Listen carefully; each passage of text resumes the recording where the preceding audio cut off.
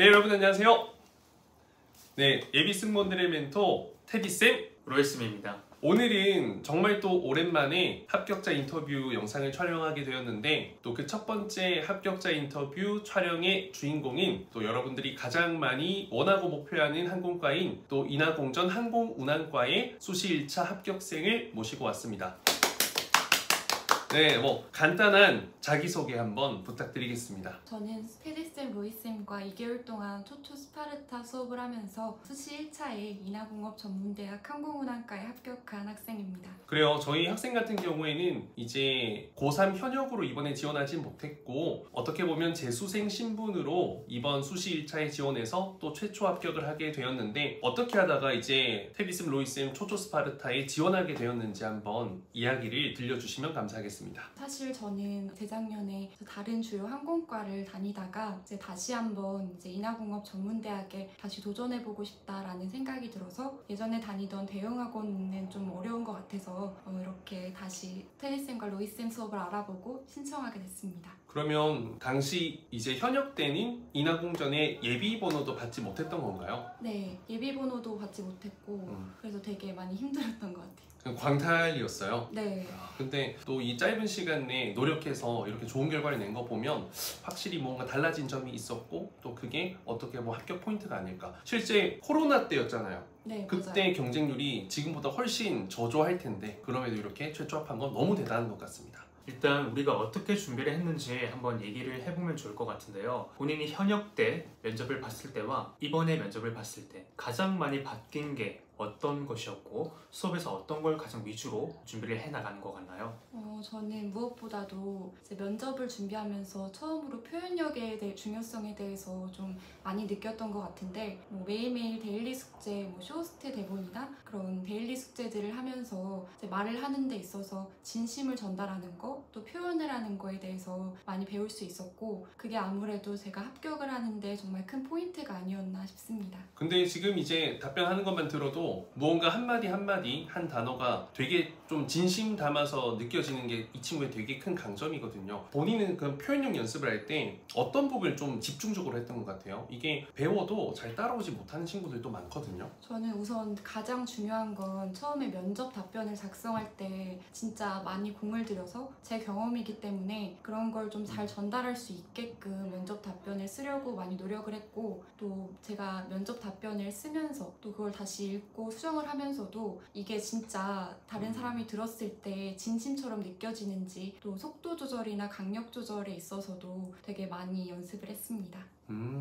역시 하나하나를 할 때 대충 하지 않았다라는 게 제가 매번 모의 면접을 볼 때마다 느꼈던 것 같아요. 우선 답변의 내용도 정말 좋고요. 매주 달라지는 이런 모습들이 확실하게 다른 사람들보다는 눈에 확실히 띄었던 것 같아요. 그리고 사실 이제 인하공전 항공과 면접 답변하면 되게 짧게 막 2문장, 3문장만 이야기하는 경우가 많잖아요. 그리고 그렇게 해야 된다라고 많은 학원들에서 지도를 하고 있고 학생들도 잘 모르니까 그게 정답인 줄만 알고 있는데 본인이 느끼기에는 어땠어요? 면접 답변 길이는 어느 정도로 만들었고 또 어떤 부분에 좀 더 집중을 하셨는지? 저는 항상 선생님이 처음에 말씀해 주셨던 210자에서 240자 안팎으로 항상 하려고 많이 노력을 했고 그런 면접 답변의 길이 같은 경우에는 결국에 속도 조절이나 어떻게 말하는지에 따라서 그게 정말 길게 느껴질 수 있고 또 되게 짧게 임팩트 있게 느껴질 수도 있는 것 같아서 그런 거에 너무 집착하지 말고 좀 다른 그런 표현력이나 이런 거에 훨씬 더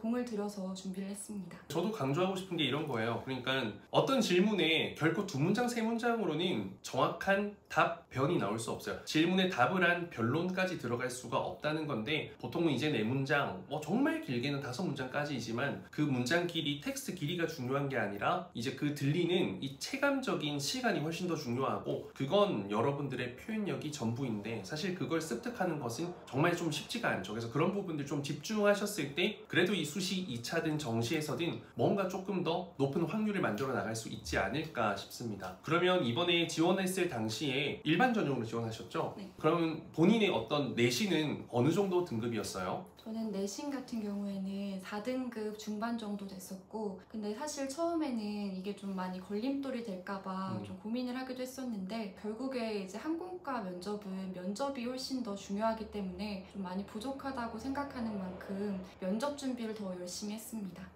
진짜 뭐 인터뷰하면서도 빨리 우리 선생님으로 같이 들어와서 일하면 참 좋을 것 같을 정도로 너무 차분하게 대답을 너무너무 잘하네요. 자, 그러면 이제 본인이 이제 면접장에 들어갔을 때 분위기, 상황, 그리고 받았던 질문들, 그리고 내가 또 합격했던 포인트가 있다면 어떤 게 있을지 이런 것들 간단하게 한번 이야기해 주실 수 있을까요? 저는 사실 이제 원래 첫날 오전 10시나 11시 사이에 하고 싶었는데 면접 예약에 실패를 해서 둘째 날 오후 3시 반에 들어가게 됐어요. 근데 들어갔을 때 아무래도 많이 지쳐 보이시고 또 선배님들도 뭔가 되게 딱딱한 느낌이 있었는데 너무 그거에 이제 연연하거나 이렇게 휩쓸리지 말고 좀 그런 상황 속에서도 잘 해야겠다 이런 생각을 더 했던 것 같고, 또 들어가서도 사실 합격 시그널을 받지는 못했는데 그래도 마지막에 이제 가고 싶은 나라에 대한 질문을 받았을 때 왼쪽에 계셨던 대한항공 관계자분께서 저를 좀 이렇게 한번 쳐다봐 주셔서 가지고 시간이 지나고 보니까 약간 그게 합격 시그널이 아니었나 싶습니다. 그럼 그때는 어떤 내용으로 좀 답변을 했었어요? 저는 일단 첫 번째 지원 동기는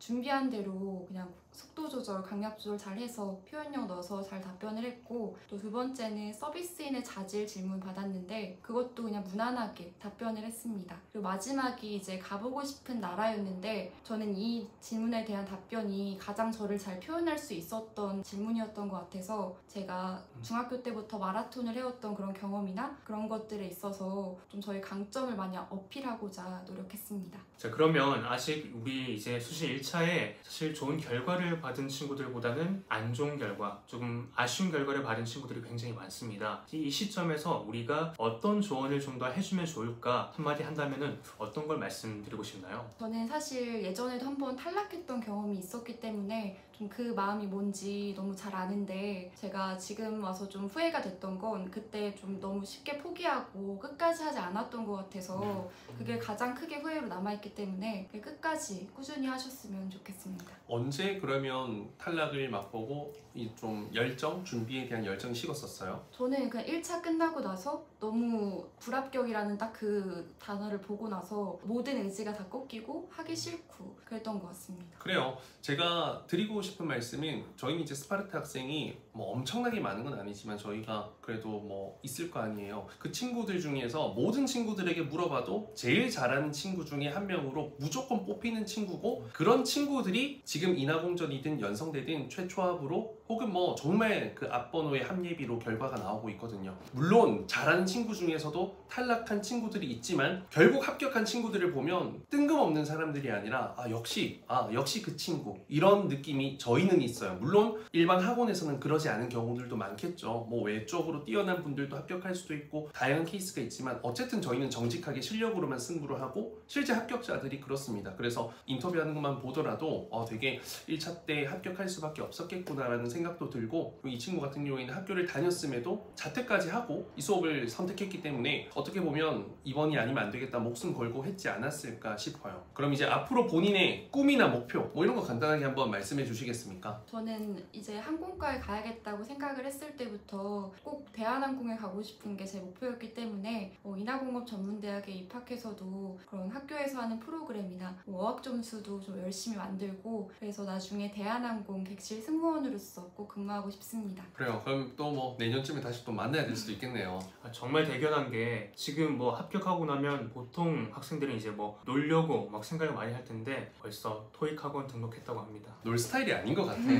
되게 진짜 모험적인 친구들이 원합니다, 여러분들. 인공에서도 원한다라는 것을 좀 알고 계셨으면 좋겠네요. 그래요. 이렇게 또 합격하자마자 좋은 인터뷰 촬영해줘서 너무 고맙고, 또 이제 우리 수업의 장점인 그 항공과 간 게 끝이 아니라 그게 시작이고, 인하공전 가면 좋지만 또 못 갔더라도 저와 루이 쌤이 여러분들 객실 승무원 만들어주는 거, 그게 훨씬 더 잘하고 자신 있는 부분이거든요. 그래서 우리 학생도 정말 늦어도 2년 뒤에는 대한항공 객실 승무원이 될 수 있도록, 졸업과 동시에 될 수 있도록 같이 열심히 해서 해보면 좋겠습니다. 다시 한 번 더 감사하고요. 수시 2차를 앞두고 있는, 정시를 앞두고 있는 여러분들도 꺾이지 말고요. 중꺾마 그거 유행했잖아요. 중요한 꺾이지 않는 마음으로 반드시 합격하시길 바라겠습니다. 자, 여기서 마치겠습니다. 감사합니다.